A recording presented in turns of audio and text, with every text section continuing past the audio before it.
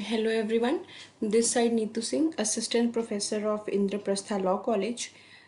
So, in this subject, Intellectual Property Law, which is in your 8th semester of BLLB course, we have already started the role of international institutions in IPR.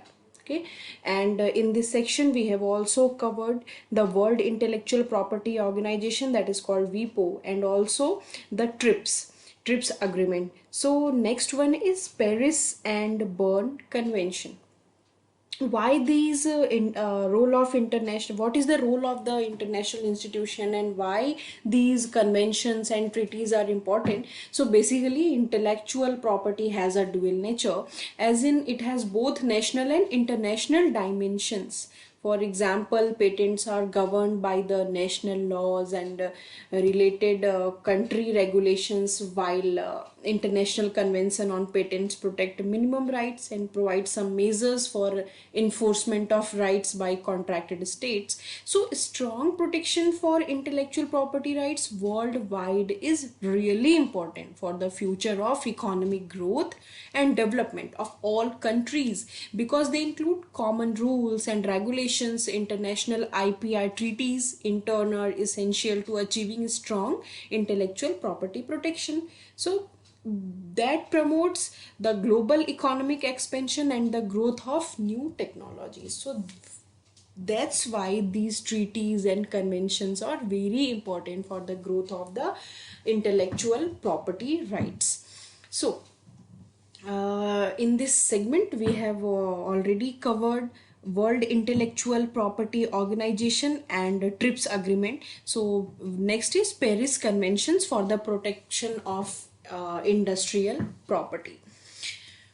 When there was no existence of any international convention in the field of, why is this is so important, इसका answer आपको इस slide में मिल जाएगा. This is जब भी कोई भी international convention exist नहीं करती थी, it was difficult to obtain protection for inventions in different countries of the world due to the diversity of laws.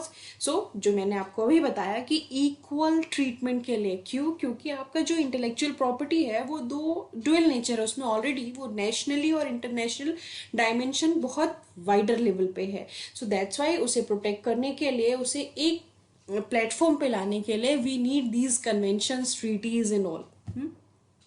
So these ये जो प्रैक्टिकल प्रॉब्लम्स है ना, constitution are strong objective to overcome such problems. In the case of IPR in the late 19th century, the development of a more international oriented flow of technology and increased international trade increased the need of the harmonization of industrial property laws in the both the patent and trademark sectors. So the Paris Convention is also administered by WIPO.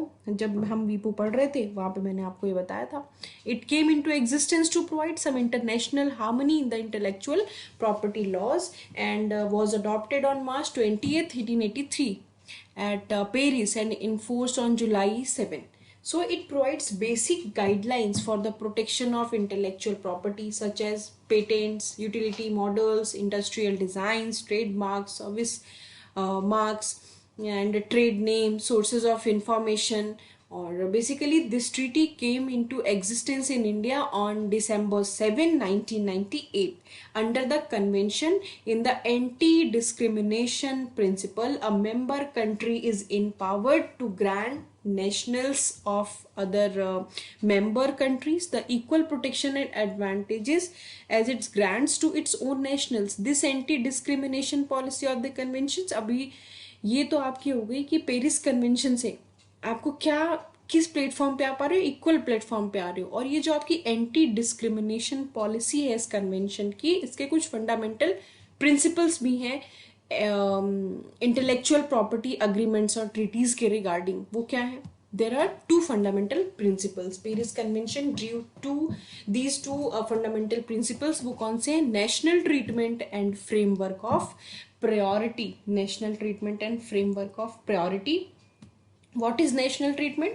National treatment can be defined with regards to the protection of industrial property, as each country who is a member of the Paris Convention must grant equal protection of their invention to nationals of the other members countries as it grants to its own nationals. The relevant provisions are included in Article 2 and 3 of the convention.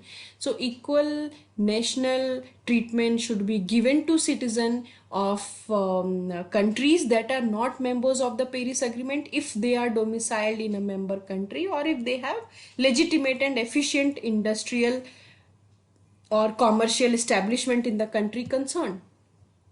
So there is no requirement to be the domicile of the country where protection is claimed may be imposed upon nationals of member countries as a condition of benefiting from an industrial property right. So the doctrine of national treatment not only guarantees that the foreigners will be protected, but also that they will not be discriminated on any basis. जैसे a Russian national applying for a patent in China will have the same patent rights and level of protection in China as the Chinese national. This is the thing. जो आपका national treatment है उसे हम equal national treatment बोलें तो ज़्यादा आपको clear होगा. तो this is basically equal national treatment, मतलब कि आप जिस भी देश में हो वहाँ के लिए आपको वही इक्वली आप एलिजिबल हो अपने इंटेलेक्चुअल प्रॉपर्टी राइट्स के लिए. Next is a framework. इसका जो सेकेंड प्रिंसिपल है that is a framework of priority. What is another जो आपका पेरिस कन्वेंशन का दूसरा जो फंडामेंटल प्रिंसिपल है that is framework of priority. What is this? This under the Paris Convention, an invention can be protected at the same time in various countries. This also means of access to national patent system to foreign applicants. जैसे USA patent application in logged on is logged on 10th March 2000. ठीक है. फिर 10th March 2001 में the same patent application is filed in China. ठीक. China is a convention member, and as a result the Chinese application is treated as though it was filed on 10th March 2000. If without the treaty the patent in the example was treated as though it was filed on 10th March 2002 in China, the invention would likely already have been disclosed and thus unpatentable in China. Correct? So what is a framework of priority. आपको clear होना चाहिए इससे कि framework of priority एक simple सा mind में रखिए कि जिसने जो एक प्लेटफॉर्म पे अगर हम सभी हैं, मैं भी सेम पेटेंट के लिए अप्लाई कर रही हूँ, आप भी सेम पेटेंट के लिए अप्लाई कर रहे हो, तो जो प्रायोरिटी पे है वो पेटेंटेबल है. That's it, nothing else. So the meaning of the right of the priority means that in the foreign country, the application of patent will be filed from the earliest date of filing in the home country for purposes of the prior art.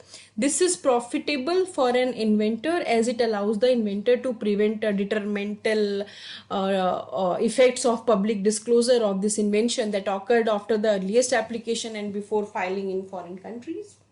So these are two major fundamental principles. This is equal national treatment and a framework of priority.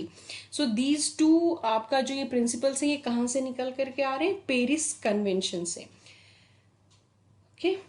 Next one is Berne Convention, protection of literary and artistic works. तो आपका burn convention जो है वहां पे आपको protection मिल रहा है किसके लिए? Protection of literary and artistic works के लिए आपका प्रोटेक्शन है यहाँ पे प्रोवाइडेड. इसके भी कुछ मेन फीचर्स होंगे और इसके कुछ मिनिमम स्टैंडर्ड्स भी हैं. So copyright protection on the international level took its first step in the middle of the 19th century on the basis of bilateral treaties. India became a signatory of the Berne Convention on April 1st 1928. ये आपके लिए important है.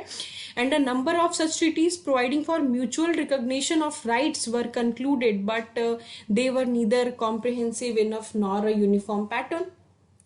So the Berne Convention is the international treaty in the field of copyright. It is open to all sectors, adopted on this is the history, आपके लिए उतना matter नहीं करता है, बट हाँ देख लेना।